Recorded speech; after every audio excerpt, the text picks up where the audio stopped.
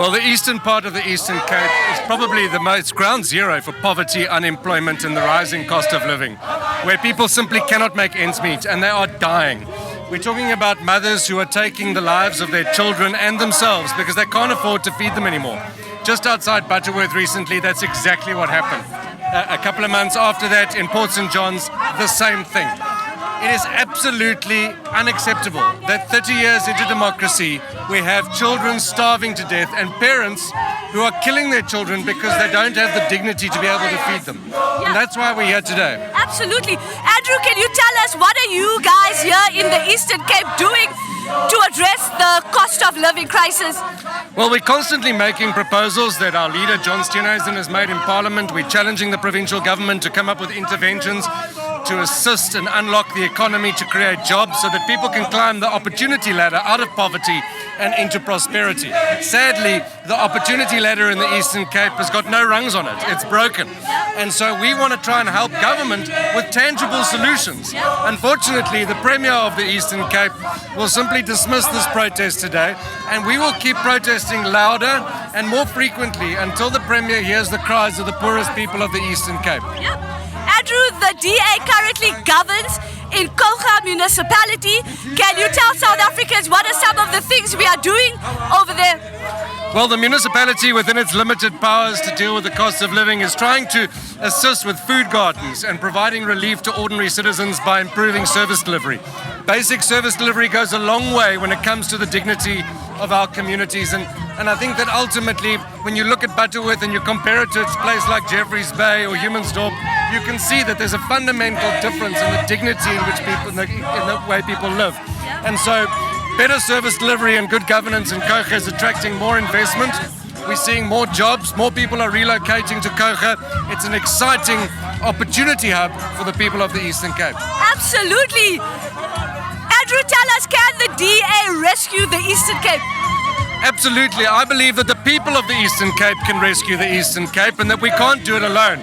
The DA in the Eastern Cape has been promoting a whole-of-society approach to this project, and we've launched the Rescue EC campaign to start fixing our small towns, assisting the poor with food gardens, trying to alleviate poverty and improve service delivery wherever we are. So the project has started, and we're calling on the people of the Eastern Cape to take hands with us and to join us, because it's only the people of this province that can rescue it from the ANC.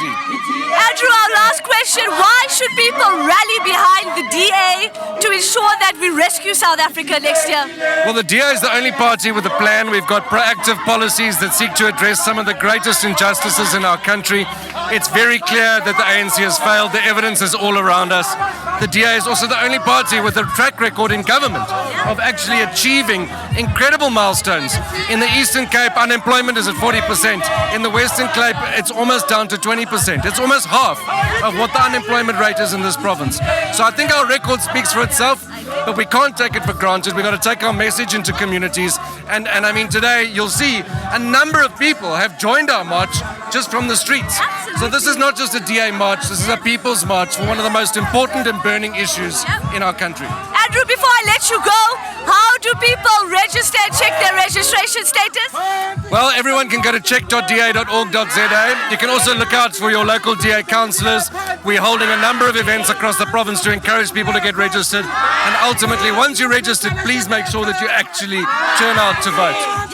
There you have it, the DA provincial leader here in the Eastern Cape, telling us why it is important for voters to not only register to vote, but to become part of the protests and the marches that we are doing. As Andrew mentioned, this is not only a DA march, this is a community march with members from all across Butterworth coming to join us here in Butterworth.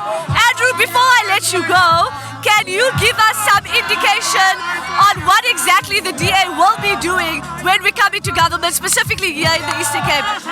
Well, the interventions that we propose today we'll be addressing, but ultimately what the provincial government needs to do, a DA provincial government will work hand in glove with national government. We will lobby to unlock the opportunities that exist by reducing import tariffs on basic foodstuffs, by zero rating a number of goods that affect the poorest people the most.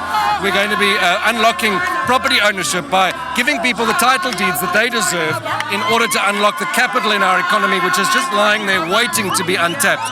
So we're very clear about what our program is.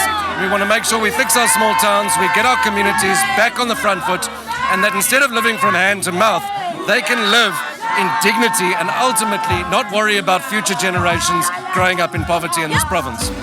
Get help registering to vote at check.da.org.za. Register to rescue South Africa.